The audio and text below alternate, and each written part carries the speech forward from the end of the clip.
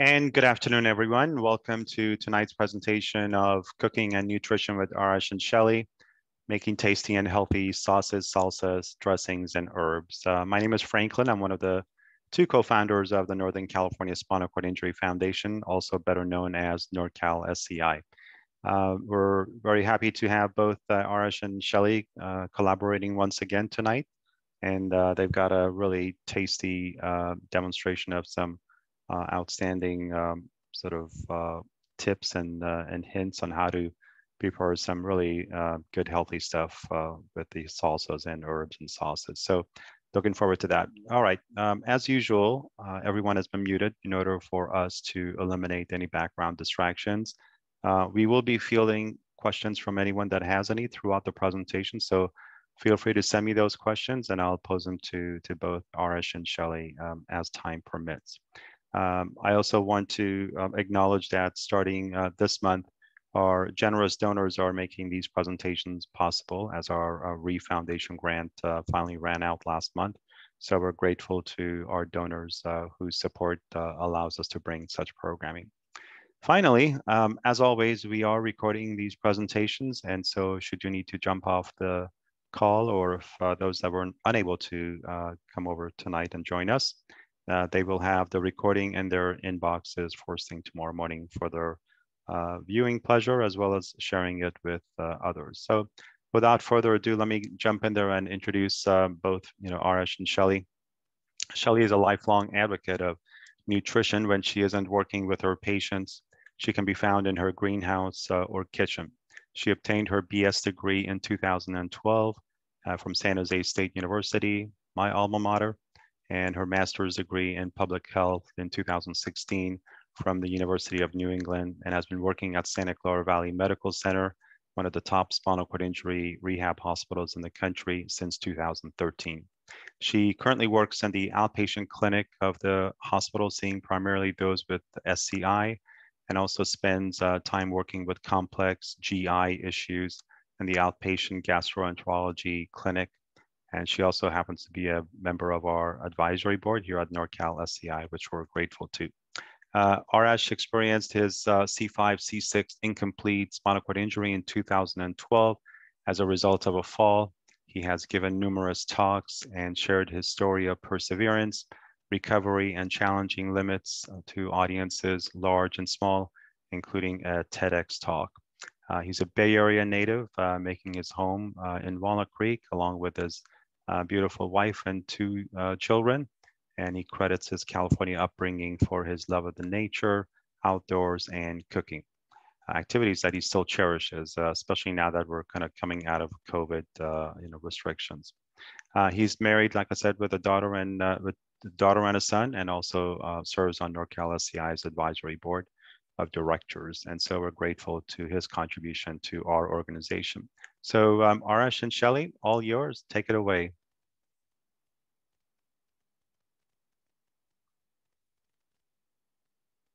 All right.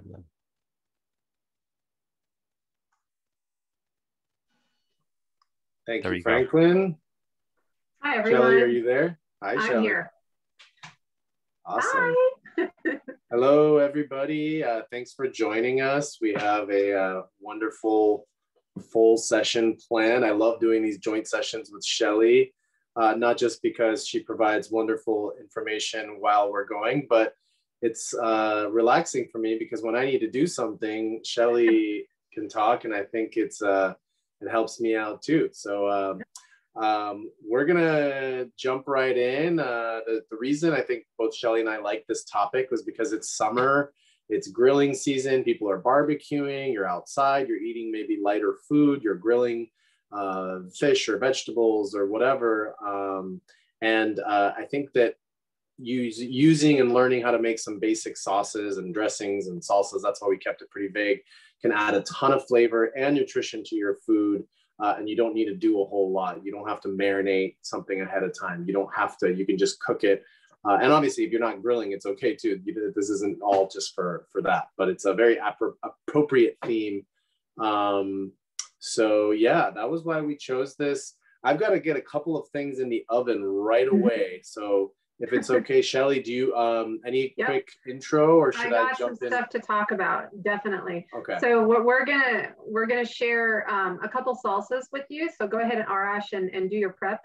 Cool. And can I describe real quick what I'm gonna do? Yeah, do it. Yeah. So let's flip the camera around.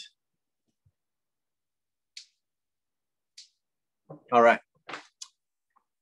So real quick, I'm just going to share with you guys, years ago when I worked in a restaurant, a couple of the chefs I became friends with, when we got bored of eating the restaurant food, they would make me really fun Mexican things. So this is in tribute to a couple of the old chefs I used to work with, where they would just take random ingredients and make Mexican food, reflecting their background. So I'm going to show you guys not one, but two really easy cooked salsas to make. And it's all with like very fun summery ingredients. I need to get them in the oven right away. You could do this on a grill. It would probably even be much tastier on a grill, but I can't do that right now. So what I'm going to do is we're going to make a roasted red tomato and jalapeno salsa. And then we're also going to do a tomatillo and poblano pepper salsa. These are very traditional Mexican ingredients.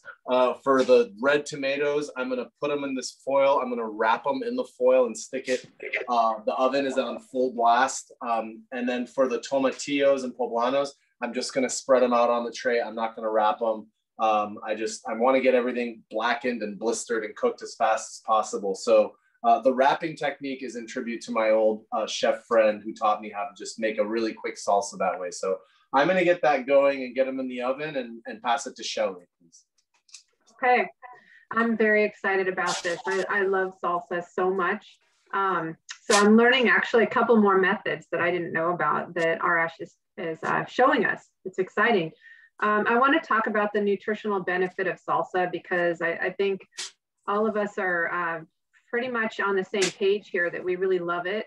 And it's got a lot of nutritional benefit to it. And so adding it to all of your summer dishes is definitely highly recommended because usually you put lime juice, onion, tomato, all those things are super rich in vitamin C, which is an antioxidant. It helps reduce risk for heart disease, promotes healthy aging, not terribly heat stable, but a lot of salsas are done raw, but once in a while these roasted ones are, you can't deny the tastiness of them, but they are super rich in vitamin C. The fiber in there is great for stabilizing blood sugar. Little plug, next month I want to talk about diabetes. And so I'm going to do a lot of talking about fiber. Super important. It's found in the cell wall of plants. Salsa is full of fiber and doesn't have any fat unless you add it or sugar or anything. So fiber is really important for keeping us satisfied and full. It won't trigger a release of the body's insulin. And fiber is also fantastic for bowel movements and getting more regular. Almost 95% of a tomato's weight comes from water. So in the summertime, it's important to be really hydrated. I'm always pushing water on all my patients. It's super important to drink enough water. Every cell in your body relies on water. So having something as water rich as salsa is super highly recommended. And another thing that tomatoes have are carotenoid lycopene. It's linked to a reduced risk of cancer. It's not the only thing that has lycopene, but they have about 80%. I think 80% of the American diet has some form of tomato in it. Tomatoes are in everything from fast food all the way down to like your garden. So tomatoes are pretty widely served in America. A serving of salsa is, well, they say 2 tablespoons, but I laugh at that because who's going to eat 2 tablespoons of salsa? The serving size is approximately 2 tablespoons, but that's like 0 calories practically, depending on what's in your salsa. But honestly, don't worry about a serving size for salsa unless it's super full of oil and that kind of thing, which we wouldn't put a ton of oil in our salsa anyways, or any. So have fun with salsa, have a blast with it, eat as much as you want to. They also have potassium potatoes. So if potassium is an issue for you, not getting enough of it, then tomatoes and salsa are definitely recommended for that. Little background, I pulled up some fun facts about salsa because I was curious. And so it originated supposedly with the Inca people. On the things. Salsa, which obviously is a combination of chilies, tomatoes, and spices and things, it can be traced all the way back to the Aztecs, Mayans, and Incas. So I thought that was pretty interesting. May, we just missed it though. May is National Salsa Month. So happy Salsa Month. Tortilla chips and salsa were designated as the official state snack in Texas in 2003. So another interesting thing. And then between 1988 and 1992, households in the US buying salsa increased from 16 to 36%. And then salsa overtook ketchup sales in 91 in terms of dollars. So just wanted to share that statistic with you. And I am not going to do the salsa. Franklin wanted me to do something like that, but I'm not going to do that. But I'm going to tell you a joke, and I think Arash is going to be done in a second here. So what does an angel put in his salsa for extra spice? Jalapenos. Horrible, right? That's horrible. Pretty bad. Okay, so I'm done talking about salsa. Arash, do you have anything to add? Yeah, just stick to your day job, Shelley, okay? Stick to the day job, indeed. Guys, this is a really great thing to do if you're grilling, if you are like Shelley and I, and you're primarily plant-based, and you're like, what do I grill? While everyone's making burgers and such, make a salsa. This is a great thing to do on a barbecue. You could just wrap it. I don't know if you saw me, you could just wrap something in foil and you don't even have to. You can just throw things straight on the grill. It's very forgiving making your own salsa because all I'm trying to do is I want to cook some of that. I want to blacken, especially the green tomatillos and such, and get that flavor out. So the question is, like, why make your own salsa? You can buy a million different types of jars at the store. Well, I think if anyone's tasted the difference between fresh salsa and jarred or prepared salsa, it's not even close. Also, another reason is to be able to customize it how you like. I like to eat really spicy. My wife doesn't. If I was making a salsa for myself, I can add more chili peppers in it. I can, do whatever. I can make it more acidic, whatever. We'll talk a little bit more about the specifics of salsa, like what goes in it, once the stuff comes out of the oven and we make it. But yeah, I really, and I also want to encourage everyone, think of it not just as like something you eat with chips, but think of it as something you can put on top of something else. You could grill up some veggies and then put some of this nice salsa on top. You can really use anything we're making today. Don't feel limited by what can or should be, how it should be used. It's really up to you. So yeah, we're gonna I got that in the oven. I had some technical problems, sorry. Ovens are tough for those of us with spinal cord injury and not great hands, but hopefully nothing dramatic happens back there. But we'll come back to salsas and like what goes in it and how we make them when they come out. And yeah, I'm ready to move on to to prep our next sauce. Unless Shelley, there's something else we want to chat about salsas right now. I think I've said enough about salsa. I'm a huge fan, so. Actually, we have our first question, and I think maybe Arash or Shelley tipped this question. What type of chips or tortillas can be had with salsa that would still define or fall into that healthy for SCI population category? That's all you, Shelley. Okay, so I'm thinking about sodium and salt. You can make your own tortilla chips by buying like whole wheat tortillas and that kind of thing, and slicing them up and putting them in the oven for a little bit, and that'll reduce the salt. But if you're really looking for just something fast in the store, take a look at the sodium content per serving and try to go as low salt as you can, because that's the main issue. And oil, so you want to make sure that the ingredients are really simple and healthy, and keep the salt down as low as you can. So that's where I would do. If you're looking for a specific, like a tortilla chip, either make it as healthy as you can, or buy the lowest salt one you can with the smallest amount of ingredients on the list. What should be the measurement of that salt level?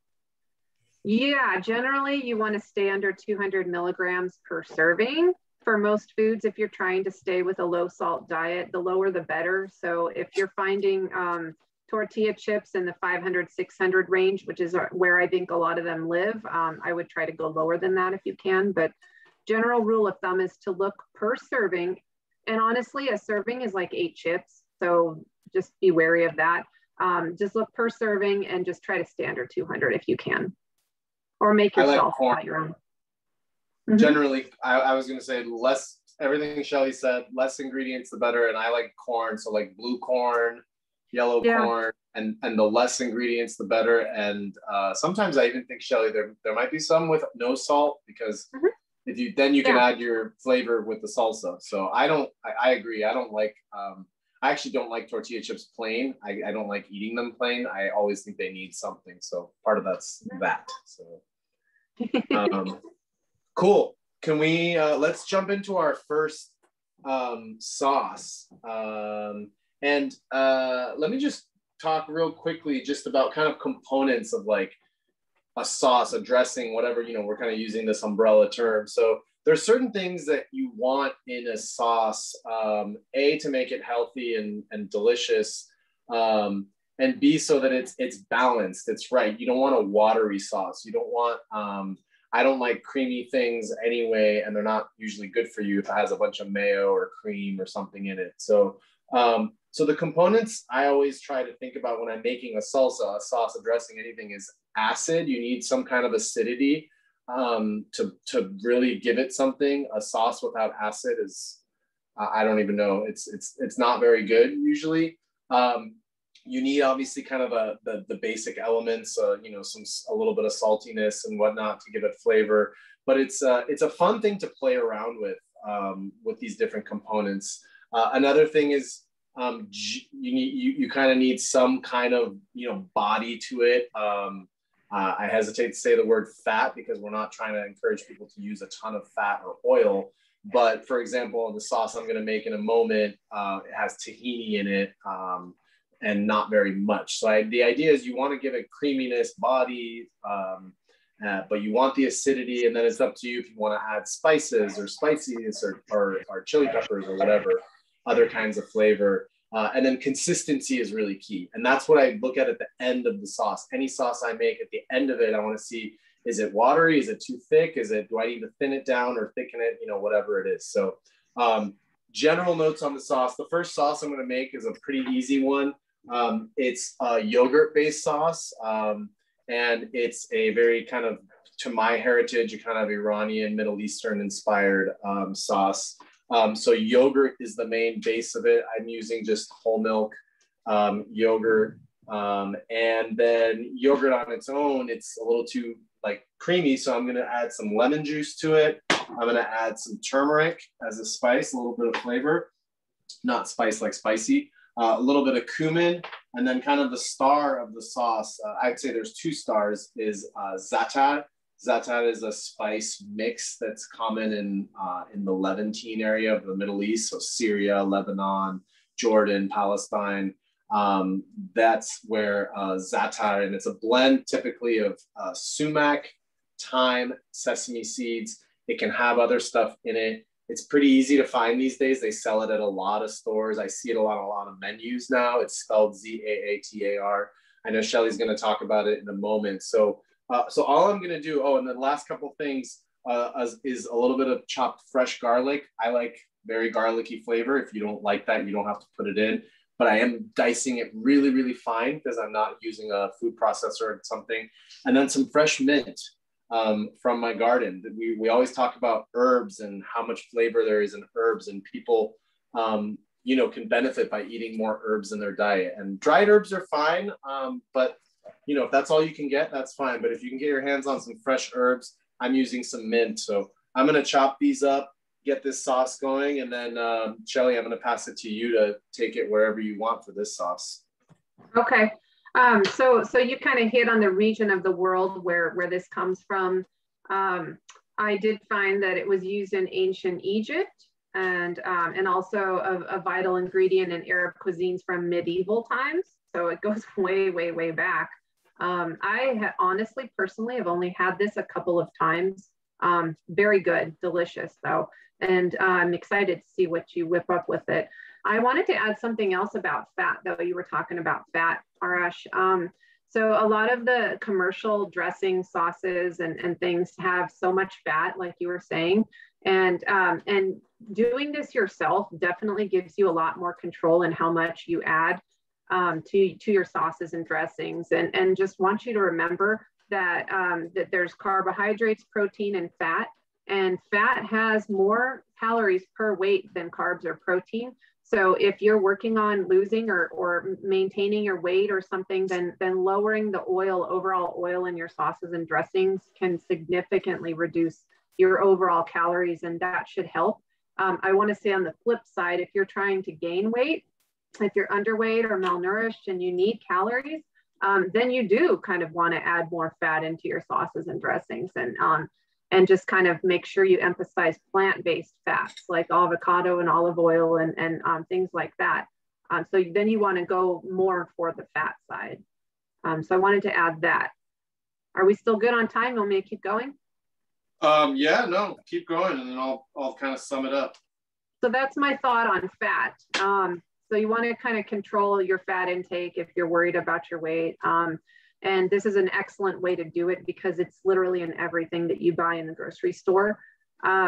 And then also we're like he's using fresh mint from his garden. So making your own sauces and dressings and salsas lets you tap into the abundant produce that we're so lucky to have here in California, and freshness. So you're not going to taste anything fresher than what's in your local farmer's market or coming out of your garden. So I just want to put a plug in for local fresh produce again. Yeah, I wanted to just show you guys real quick. This is Zatar. This is what it looks like. So it's, again, if you can find it pretty commonly. Obviously, like all my recipes, I never say you have to have this or you have to have that. If you can't find it, that's okay. If you can find one or two elements of it, like I said, sesame seeds, dried thyme, and sumac are the three primary ingredients, but it varies depending on which one you buy. They can put a lot of other stuff in there, all tasty stuff. So it's a nice dry sauce. You can use it pretty liberally. So I'm adding a good kind of like almost tablespoon maybe of this because I want that flavor. It's not like the strongest flavored thing because sesame seeds don't have a lot of flavor. And it's also a little bit bitter. So it's important to keep that in mind. I want to add something really quick though. Please. Real quick, Arash. For those of you who are kind of taking notes, I want to spell this because the way you pronounce it is different than the way it looks to me. But I think one of the common spellings is Z as in zebra, A-A-T-A-R. So that's the common way that I've seen with the Z-A-A-T-A-R. So I just wanted to add that because I see someone writing stuff down right now. And Arash, we got a question asking for a description of what you included in the bowl. Yep. Yeah. So I mentioned it right before, but I'll recap. So all I did was I put about a cup of yogurt. This yogurt I use, it's a little on the liquidy side, which I don't mind. I actually like it for this sauce. This is just like the European style Trader Joe's yogurt. So it's if you use a thicker yogurt, you want to remember what I said about consistency. You want to kind of end up having coming back to the consistency at the end. So all I did was about a cup of yogurt. I added a pinch of cumin, a pinch of turmeric, about a tablespoon of the za'atar, just a little bit of salt and pepper at first for seasoning. And then a very important component is lemon juice. Again, it's acid. If you don't have lemon juice, use lime juice. If you don't have citrus, you can use vinegar, whatever you want. Not balsamic. Let's just kind of take that out of the equation. That'll make it taste real weird. But any kind of more neutral vinegar, red wine vinegar, white wine vinegar, rice vinegar. So that's kind of all I did. And as you can see, it's already kind of like a nice, and the mint and garlic, of course, that I chopped up really, really fine. And it's already like a nice consistency. So I always kind of do that with the spoon. I'm kind of thinking, okay, so if I was like doing a cookout right now, I would grill up some eggplants and zucchini, you know, even with some bread, if you're making a sandwich, a really nice, like a flatbread or something, you can put stuff in it and then use this sauce on that. You can put it straight onto your veggies. And this is dynamite. This is so, so good. I'm going to have a little taste because I can. And it's perfect. And yogurt is already a little bit acidic. So this is pretty much ready to go as is. See how easy that was. So I'm going to stick that in the fridge because it is yogurt. I don't want it to go bad. And then I'll be right back, passing it back to you, Shelley. How long would you keep that in the fridge, Arash? I would say like 3 days, maybe. Yeah. With yogurt sauces, it's like, I think like you could probably, yeah, I'd say 3 days. It's probably fine for a little longer, but it in terms of like health or making you sick or something, but it kind of just doesn't taste as good after a day or two. So it's definitely something I would almost say 2 days, like 48 hours for like optimal taste. Then the yogurt fats start to separate and it kind of gets a little like funky and loses some of its nice texture. So that's one I would probably, the other sauces I'm going to make, you can keep for probably close to a week in your fridge. But that's one I would probably err on eating a little earlier. Okay. All right. We check in on the tomatoes. Okay. So I want to chat real quick about salt. Yes. How is it? It's all okay. Right. It's yeah, we'll hopefully have it all done by before the end of the hour, but my oven is small and we'll see. We'll do our best. So. All right, we have a question, Arash. If you can use coconut milk for a vegan version. You know, you would probably want to use coconut yogurt and not coconut milk. Coconut milk is really liquidy, so you'd end up with a really kind of watery. That's where the point about consistency is important. You'd have to add something else to thicken it a little bit. So I would use coconut yogurt. What about almond milk yogurt? Something more neutral? Yep. Yep. That's what I would say. Okay. All right. Okay, so you want to move to the next sauce or? Yeah, let's move to the peanut sauce, Shelley. Is that okay? Okay.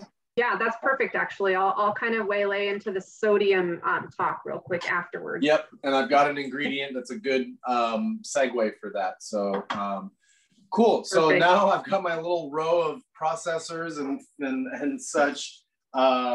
So we're gonna move to kind of Vietnam now. So if you've ever had like fresh spring rolls or something at like a Vietnamese or Thai restaurant, or honestly, a lot of places are making a sauce like I'm about to make. This is kind of like your traditional peanut sauce. I think it's delicious. You can pretty much put it on anything and I think it tastes good. So I'm gonna actually use it for a noodle salad, like a cold noodle salad, which I'll show you at the end. But let me just clean myself up a little. So yeah, this is kind of that peanut sauce that you get in restaurants that I think most people really like. The thing you got to be careful here, and Shelley can always I know talks about this, is the fat in peanut butter. But I don't really like peanut butter on its own a whole lot, but I love this sauce. So the main components of this sauce, I'm keeping it pretty traditional to like the Vietnamese Thai version, is peanut butter, ideally lime juice. I didn't have lime, so I'm using rice vinegar. Always get the sodium-free, sugar-free rice vinegar. It's easy to buy rice vinegar that has like sugar added to it. So I'm using the unseasoned rice vinegar, peanut butter, fish sauce, and then just a touch of honey for a little bit of sweetness, and then water to thin it out because peanut butter is so thick. So, oh, and sorry, a little dash of sriracha as well, optional. So I'm gonna put these into the little chopper here and kind of get that going. Pass it to you, Shelley. Okay, so peanut butter is great. I love peanut butter. Just watch the ingredients. Again, another really good rule of thumb that keeps coming up for some reason tonight is just the ingredients.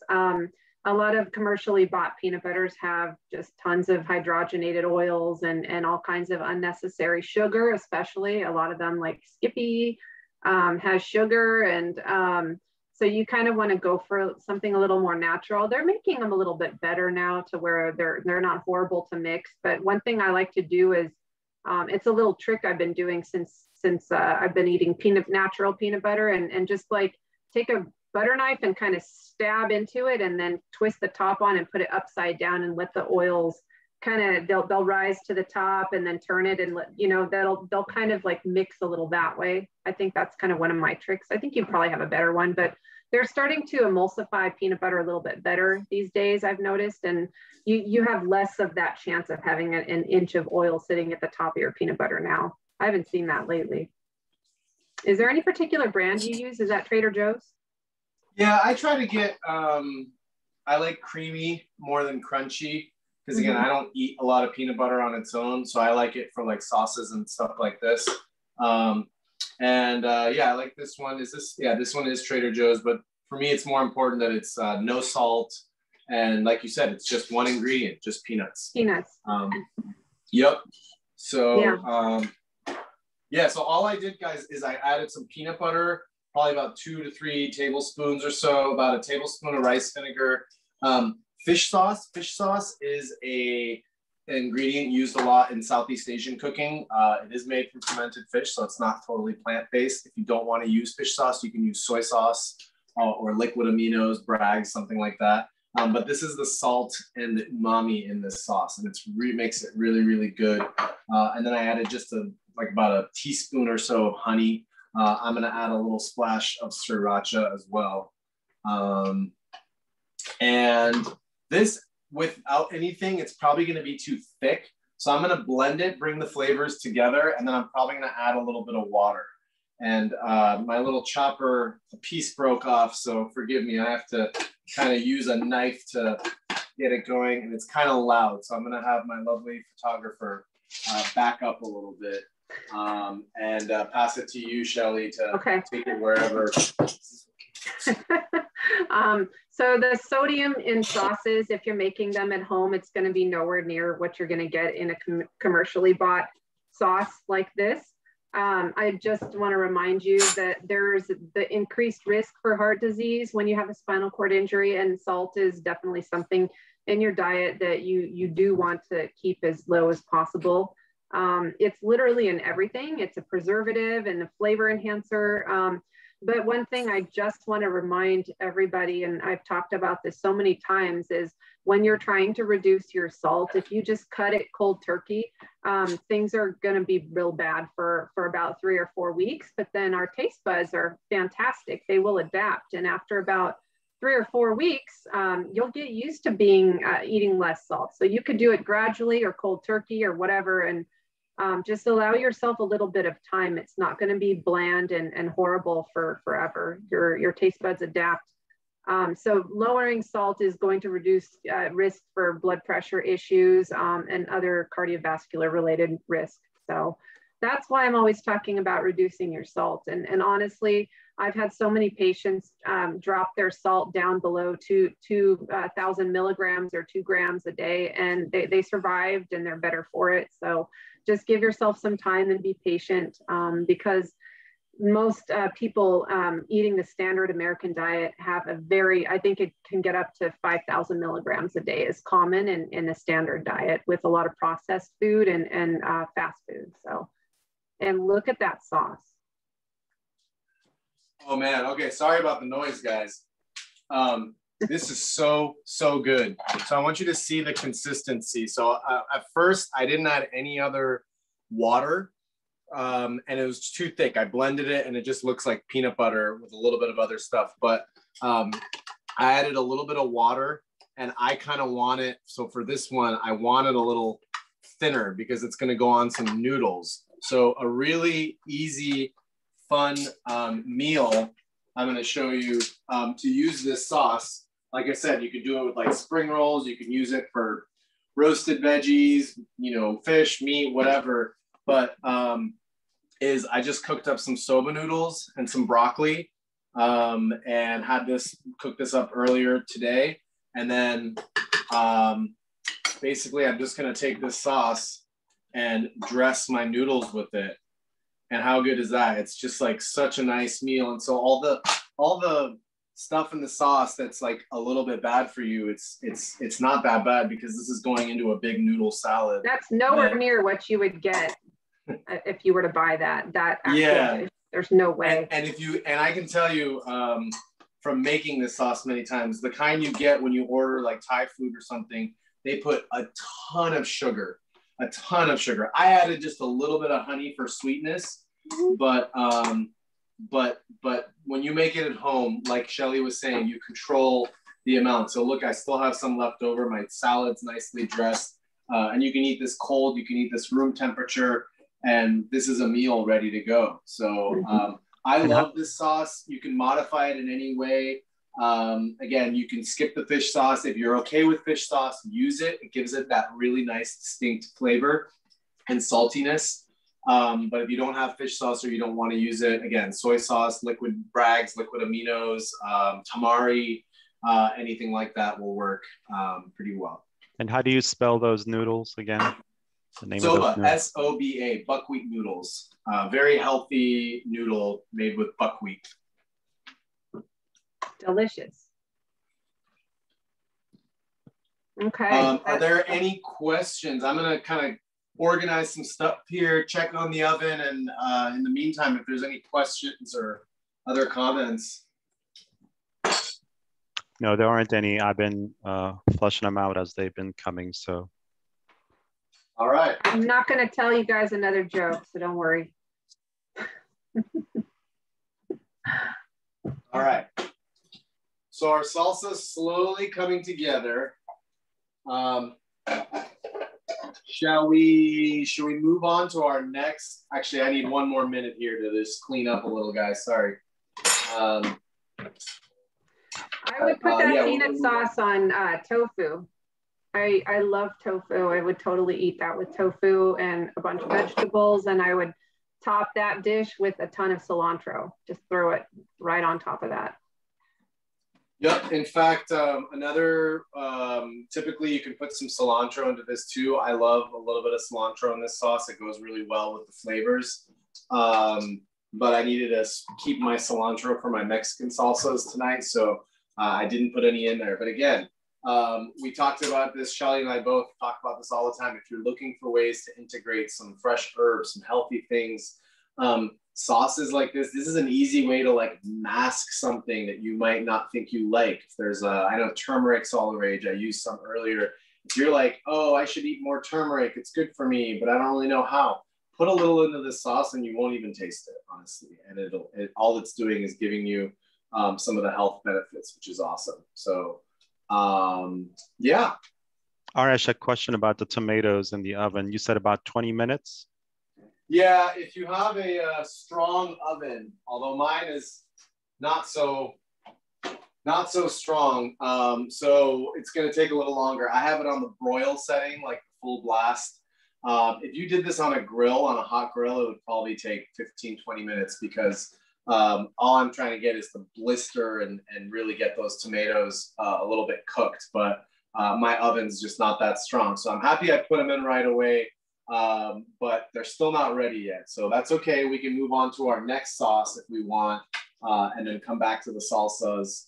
And the good thing is with tomatillos, the green ones I use, is you don't even have to cook those if you want. A lot of tomatillo salsa, you can use raw tomatoes. They're a little more, tomatillos, they're a little more acidic and watery when they're raw, but they're cooking in there. This is why it's part of an experiment. I'm always ambitious.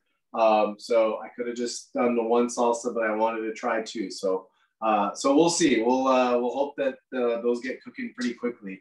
But we've also got another sauce we can move on to as well. Or Shelley, if there's other stuff you want to bring up about kind of what we were talking about. Yikes, I'm running out of stuff to share. Just kind of winging it at this point. That's fine. That's fine. I'm fixated on what you're doing more than anything. Why don't we move on to another sauce? I probably made a version of this for our sessions, but I like this version right now because we're going to integrate. We're going to make it a little fun. We're going to get a little crazy with it. So a couple of ingredients that are really great to use in sauces. You've heard me talk before about tahini. I know Shelley and I both are big fans of this. This is just ground up sesame seeds. It does have some fat because it's made from sesame. I'll let Shelley talk to you about like amounts and whatnot. But back to what I was talking about in terms of like what makes a good sauce is this is kind of going to give me some body. I'm not going to use any oil. I'm not going to use olive oil or canola oil. And like Shelley said, it's a really good point. When you're getting sauces, even at a place like Whole Foods and you're getting dressings or something, they are just loading that stuff up with salt and oil and sugar and whatnot. So I am going to use a couple tablespoons of tahini. And then the thing that also gives it body is miso. Another ingredient that I'm happy to see being used much more frequently, being talked about much more in the mainstream. This is a Japanese ingredient. If you've ever had miso soup, you've eaten miso, and it's used a lot in cooking. It's very salty, so it's a fermented soybean, and there's different colors of it. I'm using white miso. There's usually white miso, red miso, and then like a darkest miso. And basically all it means is the darker you go, the more intense the flavor. So a lot of cooks, or if you're new to this kind of thing, get the white miso. It's the most kind of mildly flavored. It's not as like punchy as like a red miso. And it lives in your fridge. It's a wonderful ingredient. It's going to give me my salt in this sauce. So I absolutely love it. I make glazes with miso and put it on like stuff that I'm grilling. I put it into dressings. It looks like this. It's kind of like a thick paste. So I can do it upside down. It's not going to spill out. So, and man, it smells so good. It smells like miso soup. But it's such a tasty ingredient, and it's giving me salt and body and umami, and a fermented flavor that I just absolutely love. The last thing I say before I start throwing some things in here is I am going to integrate some fresh herbs and put some fresh basil in here. And not the most traditional combination. I think people see basil and they think, oh, pesto. Yeah, well, you don't have to make pesto necessarily. So I'm using some fresh basil, and I wanted to show you guys because this is how I store basil, and it keeps it fresh for a really long time. Instead of putting it in your fridge, basil is a very picky, finicky herb.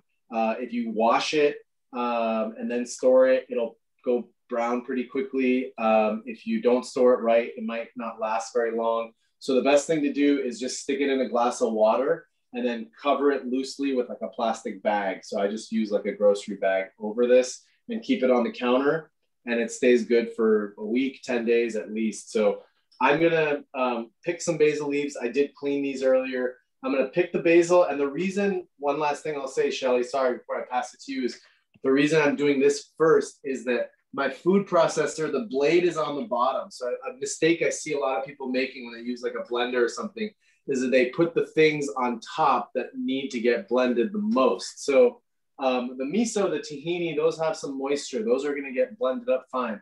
So I'm really always conscious to add my herbs on the bottom so that it really helps that. So I'm gonna pick some of these basil leaves, put them in here, start measuring out my sauce, and pass it to you, Shelley.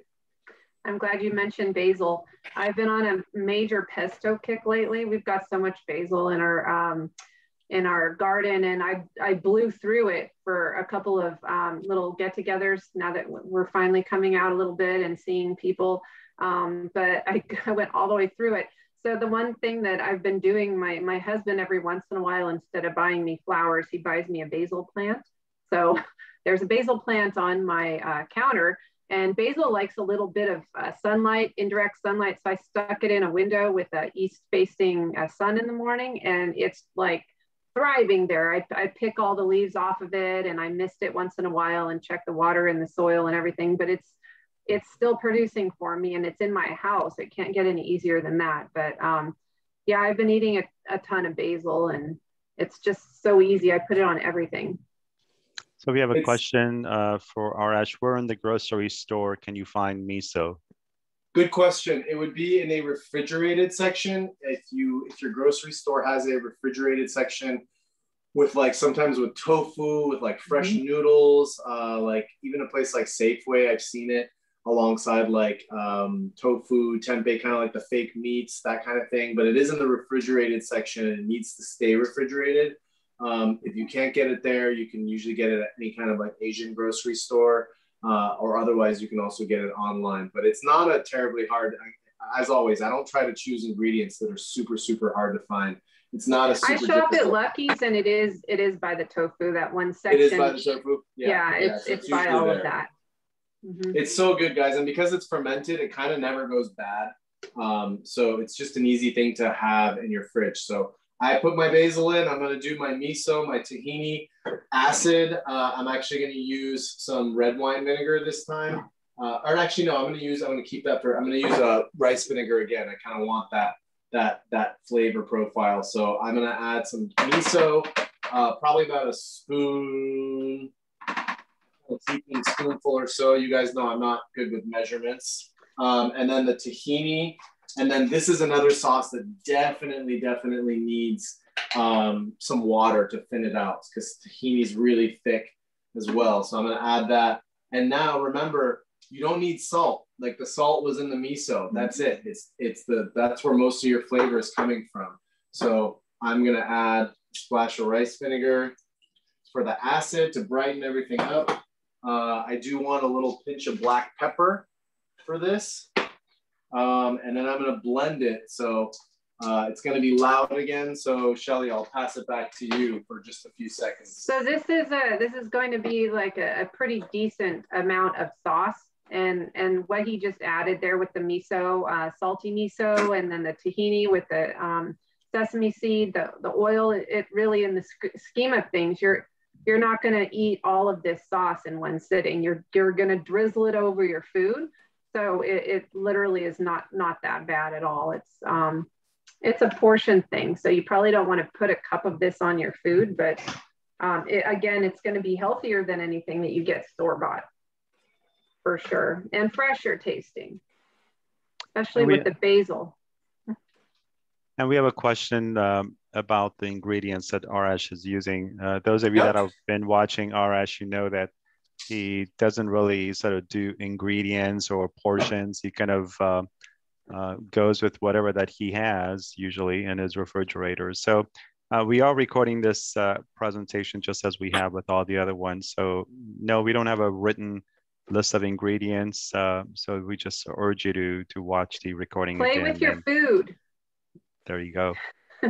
You'll know it's working. You can write things down, keep track of what you're doing. But honestly, the most fun thing to do is just get in your what he's doing right now. Have fun with it. Get your hands dirty and taste things, and that's how everyone should be with their food. Yeah, and so that's why that's exactly it, guys. I never measure things. I'm not good at that. I'm not good at recipes because, like I always say, if you Googled miso tahini sauce, you'd get probably 100 different ideas out there, and you can use those measurements as a guideline. But loosely, I used, you saw how much basil I used. I used a lot. I like a lot of fresh herbs. You could add some fresh ginger to this. I didn't have any today, so I didn't, but I'm keeping it really simple. Just miso, tahini. I probably used about 2 to 3 tablespoons of that. I did add some water right away because I knew it was going to be thick, and I'm glad I did. And I just tasted it, and it's a little bit, it needed a little more tahini, which is why I added a little more. It doesn't need more salt. It's plenty salty. And as Shelley said, yeah, this is going to be quite a bit of sauce. So I'm going to give it one more stir. And man, I wish you guys could taste this. I do too.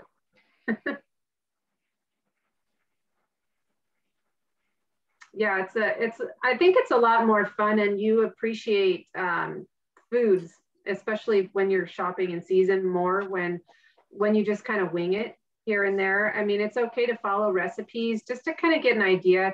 I like how Arash is talking about the acid element and then the creamy and the fat element, and different tastes for sauces. And once you kind of get used to that and just taking note when you're following recipes of what's working and what doesn't work, then you can start to go off and do your own thing. And it gets to be a lot more fun, and it's not as you're going to end up using up the things in your refrigerator a little better than if you were to only follow recipes. Then you're going to end up with things in the door of your refrigerator that are going to live there until they're green, right? So, so playing with food and what you have on hand is kind of a skill that you can acquire with practice.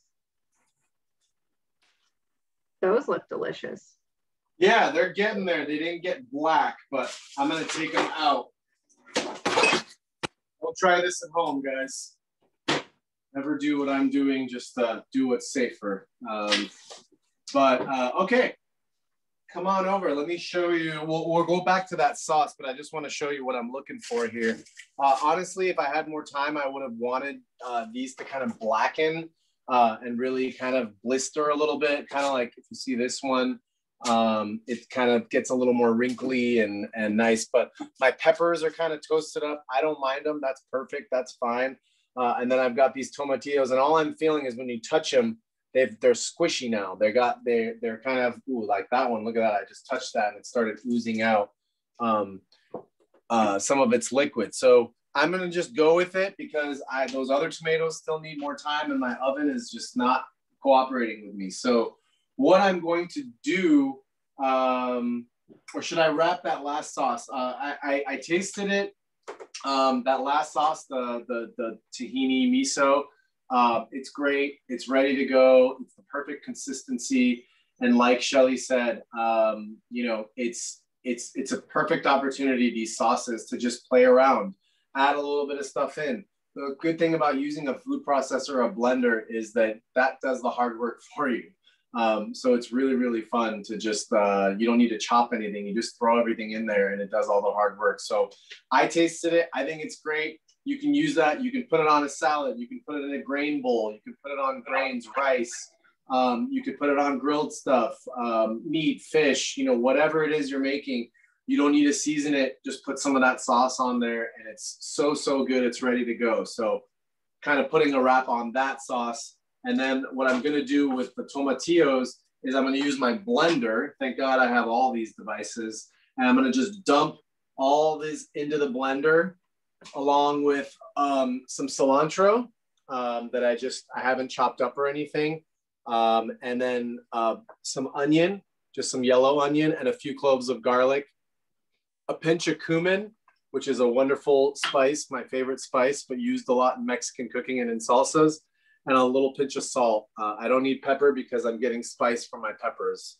So I'm gonna put all those in the blender and pass it back to you for a moment, Shelley.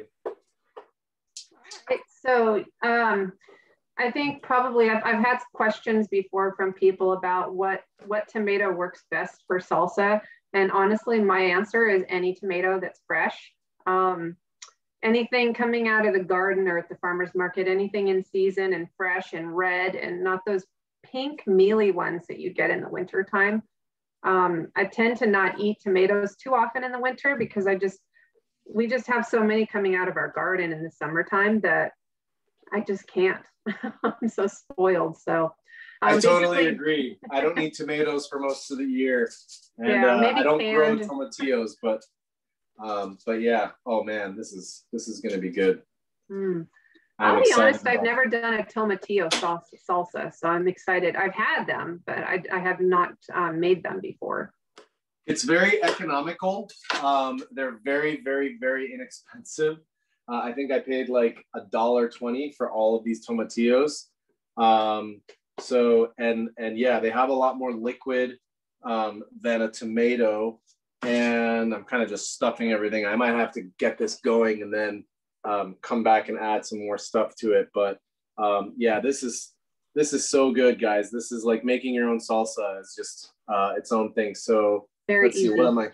I'm gonna add a little bit of cumin, probably about a teaspoon of cumin, maybe a little more because this is a lot of salsa. I'm adding just a pinch of salt for this entire thing.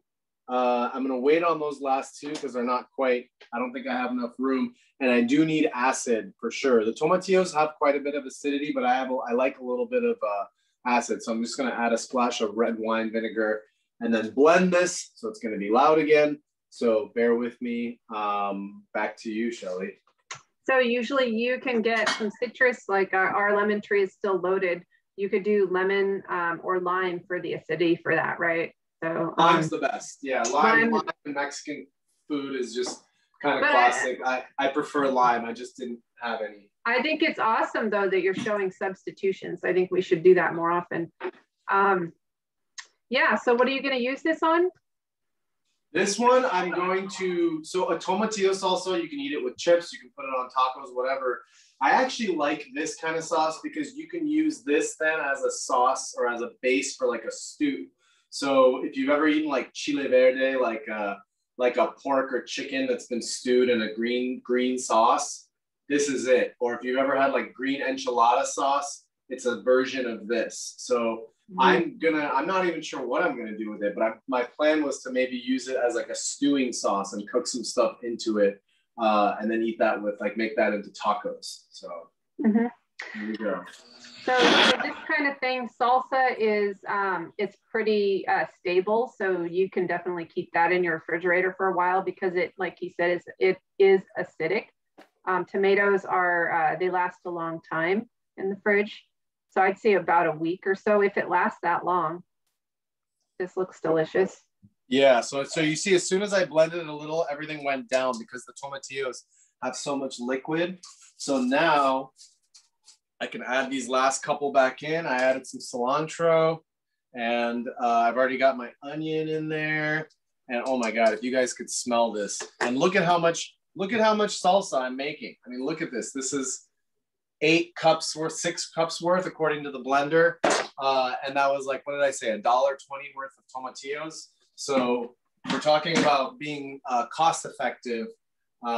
This is a great version. One more time blending, sorry.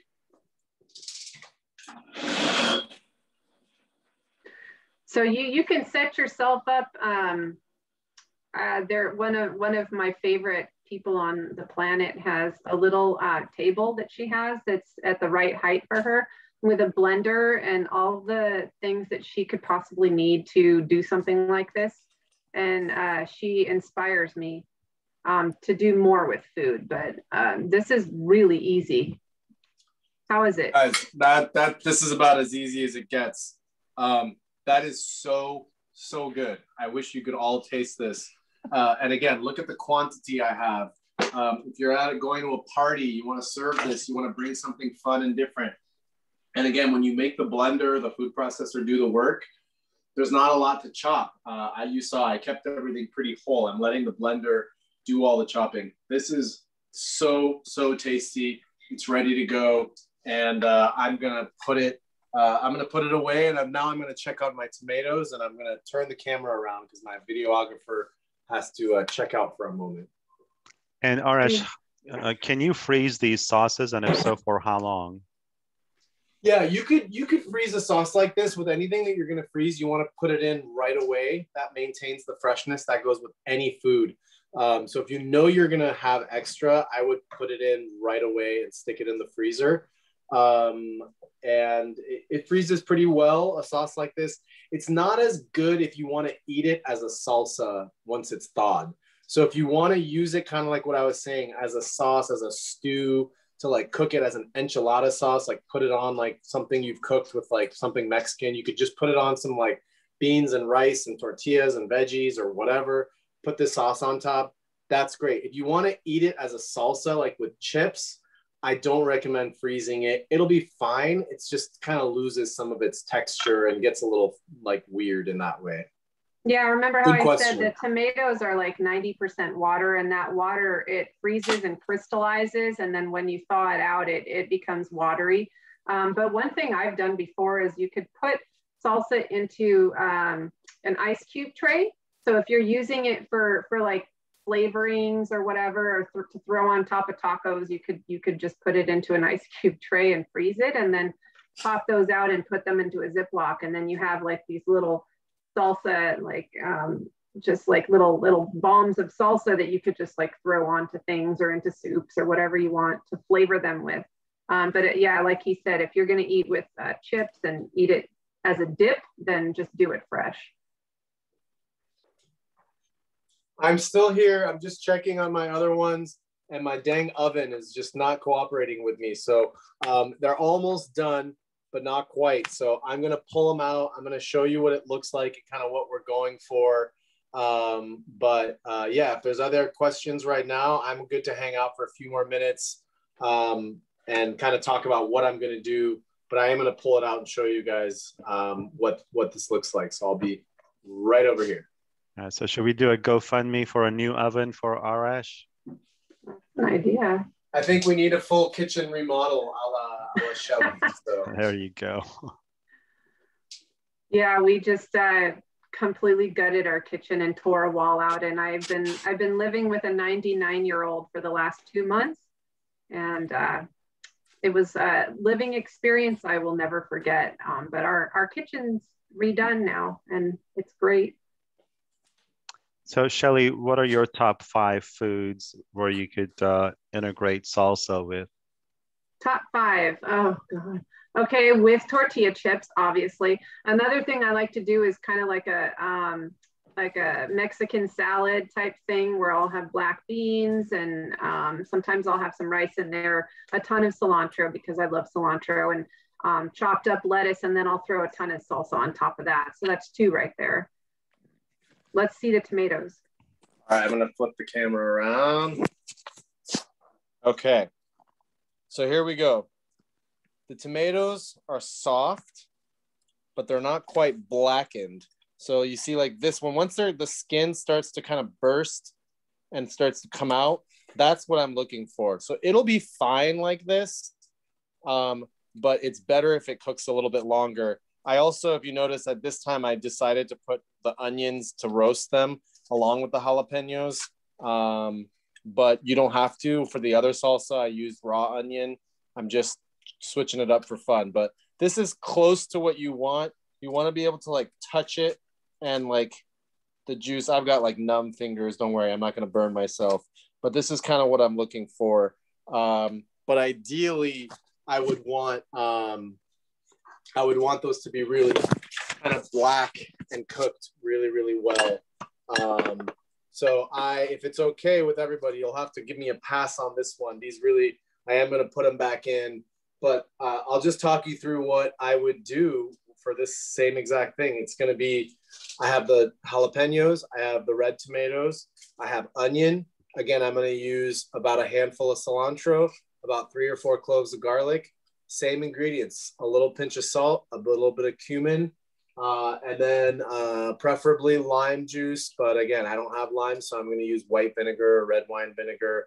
And that's it. And you're getting so much flavor and liquid from the salt from the tomatoes that you really don't need to add much else. So you see how easy it is to kind of make a salsa like this. And I really encourage everyone, let your imagination go. If you don't like spicy, don't put as many. I put a few jalapenos in here, but you don't have to do that. If you don't like spicy, you can alter the spiciness too, right? Like you can include the seeds or you can take them all out. You can take them all out. Jalapenos are weird. Sometimes I'll eat a jalapeno and it has like no spice, and then other times it burns my mouth off. So it kind of just depends.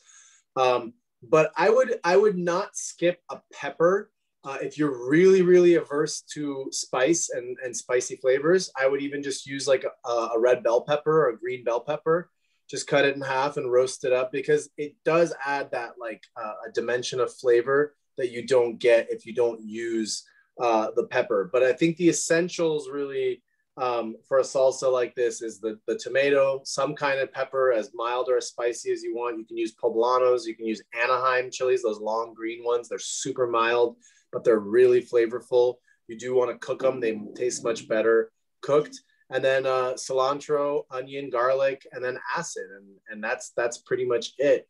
But again, take it however you want. If you don't like cilantro, substitute parsley, substitute mint, substitute another herb in there.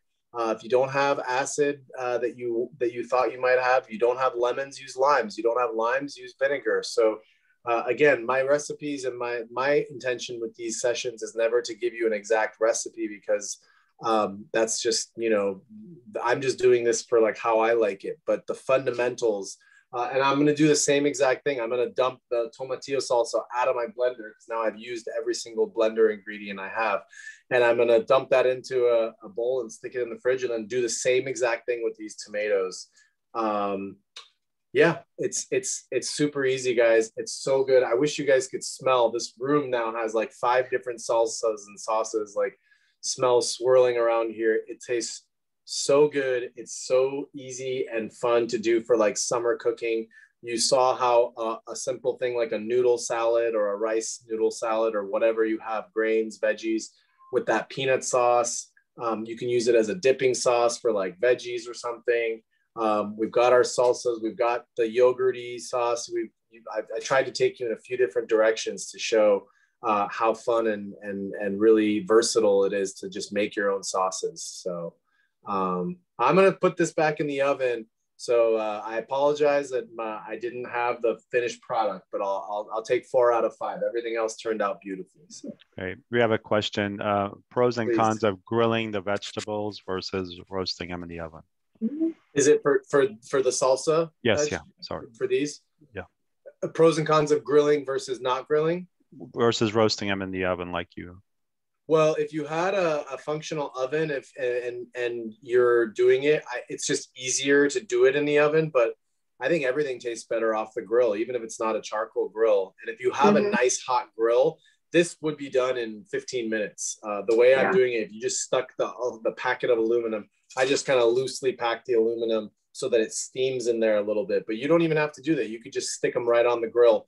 The only problem if you're grilling and you do it like that with tomatoes or tomatillos is remember that as they cook, they kind of burst and then the liquid comes out and then it can spill and make a little bit of a mess on your grill. So that's why I encourage doing this aluminum foil technique that I learned from my old friend.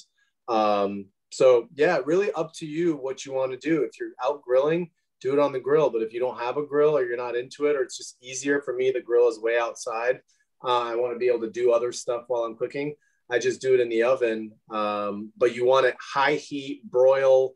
You want to blast it. You want to get it black and you want to get those flavors like oozing, and you don't want to go easy on this. Tomatillos. I've seen it done on a gas stove as well. You can do that too. Yep. Carefully. And the last thing I was just going to say is tomatillos, like I mentioned, tomatillos are more okay if they're not cooked. In fact, a lot of salsas are made with just raw tomatillos. Like I said, they're just a little more pungent and acidic. But I'm not a big fan of like a raw tomato blended up. It's fine, but I feel like it doesn't get the like salsa flavors that I want. A chopped up tomato, make it into like a pico de gallo, that's a different story. But for the kind of blended salsa I'm making that's really like liquidy, I do think you need to cook at least your tomatoes. Everything else is a little more optional. So. Very good. All right. Well, absent any other questions, I think we'll call it a night. Once again, thank you, Arash. You did superb despite the equipment not working out with you. So thank you again. Thank you, Shelley, for all the added color that you sort of presented. And we'll take that corny joke of yours, but hopefully you won't, provide any I more. will. I'll tell more. For the record, I was gonna just do the red salsa, but when I was at the store and I saw these tomatillos, I couldn't help myself. So maybe lesson for me is just stick with that. But I just can't help it. I get excited. I want to share all this stuff with you guys. So I think it's okay. But yeah, great. The original plan was just the red. But sometimes you just you know see what? it It's an adventure in the kitchen, and you will have fails in the kitchen, and you will have successes, and that is the part of cooking that is the best. That's right. It is the best. And honestly, I always learn from you, Arash. That was awesome. Thank you. No, it's super fun. And please, as always, if you have further questions, send them to Franklin to the dedicated place, and we can always try to answer them later on. But and I'm happy to answer any other questions if there are any now. But it's always fun sharing with you guys. Very good. And one little sort of bit of news: starting next month, we are collaborating with the Silicon Valley Independent Living Center's Adaptive Technology and Equipment Department. They are going to be providing us sort of from time to time some adaptive devices and equipment that Arash will be able to showcase, for those of us with hand dexterity or otherwise other sort of physical limitations. There are a lot of tools that in the kitchen that are available for our population. So they're providing us with those equipment, and Arash will be showcasing them and demonstrating them as the opportunity presents itself. So thanks to the Silicon Valley Independent Living Center and our friend Joe Escalante over there. Okay, as I mentioned at the top of the presentation, we have recorded this this event, and the recording will be in your inboxes first thing tomorrow morning. And next month, Shelley, you are going to be leading a solo presentation on diabetes. All right. So it is for those with diabetes, but also risk prevention and avoidance of diabetes, since it is a higher prevalence in those with spinal cord injuries. So yes, even if you have family members that have diabetes, you should attend. Very good.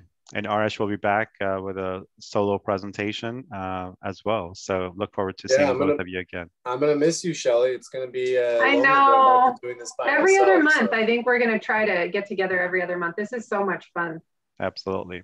It's awesome. Thank you, Arash. Thank you, Shelley. And thank you, everyone, for tuning in. Hope you enjoyed it. Have a good night. Bye. Bye-bye. Bye-bye.